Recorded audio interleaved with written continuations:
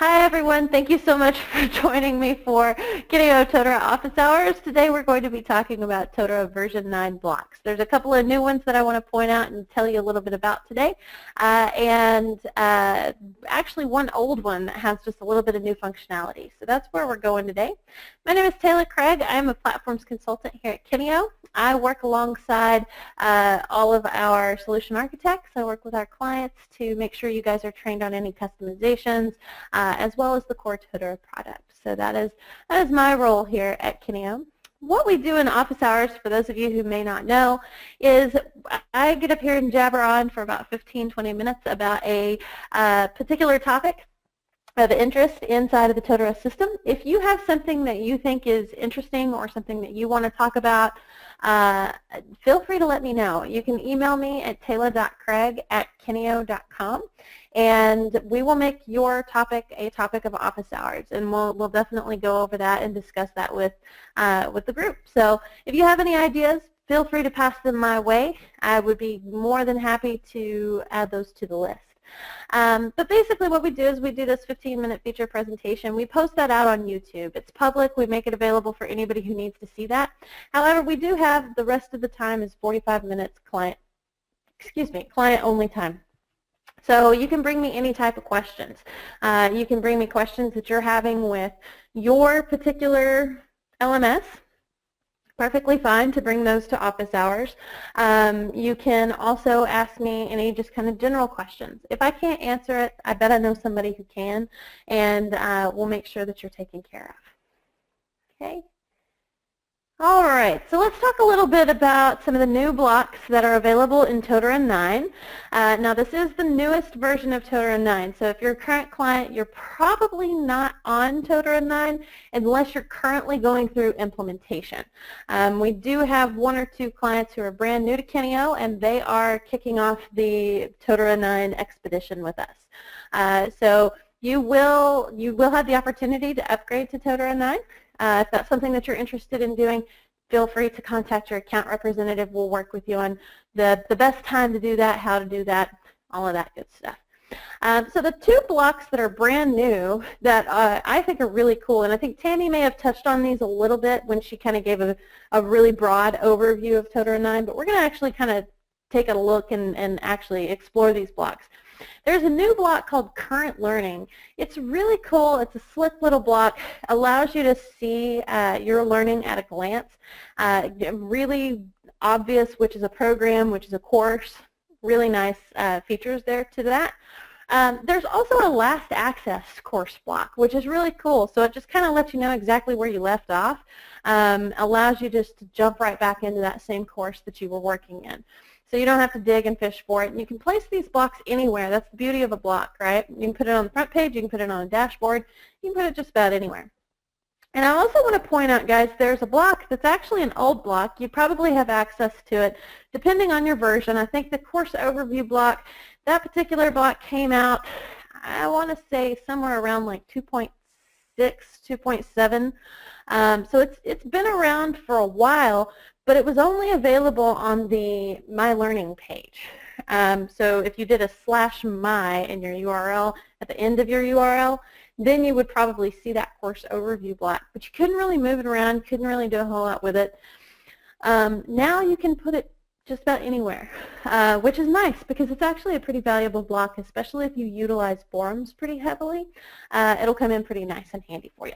So let's take a look at what we've got here. Guys, we're going to be looking at this specifically from a learner's perspective for the most part, because these are going to be kind of more learner-facing type of blocks. They're going to be more helpful for your learners than really anyone else. So this particular one right here, really basic. I'm actually going to stop customizing this page. The reason my learner has the ability to customize this page, guys, is because this is a dashboard that I'm looking at, and I have not turned off his ability to adjust his dashboard. So you have the ability to do that now. You currently have the ability to turn that functionality off and on based on your dashboards. Now, some of you who are in here, I'm noticing names and things. Some of you who are in here, I know you have custom dashboards. Those are different from what we're looking at here. This is a core dashboard. Okay, so I don't want you guys to get confused. But we've got our last courses accessed, so we've got our Totara course basics. That's last time I've been in that course was yesterday at 11:26 a.m. Lets me know exactly kind of how far along I am in that course. I'm currently in progress on that course. You'll see that update if Gary goes into it and then comes back out to his dashboard. He should see that update, and it's going to show him now that he's been in there in the last 5 minutes. Okay, just kind of a nice little block, just kind of get you back where you were. The other one that I personally really like, and this is a nice block that we have now, is this one right here.